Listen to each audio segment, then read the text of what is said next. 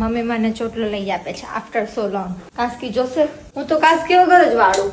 મારીશ નહીં ને? મને વાર તો જો પથ્થર જેવા.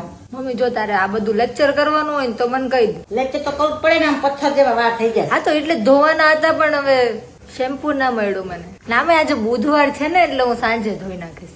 હવે ભાઈ પર મારા લીધે ભાર ના આવે. હવે એને લગ્ન થઈ ગયા, હવે એની અર્ધાંગીની આવી ગઈ, હવે ઈ જે કરે ને એનું ભાર ભાઈ પર આવે. મમ્મી તું કયો ચોટલો લે? સાગર તો કેવો લેવો તારે? લઈ લે હાલ રાખીશ આખો દી બસ.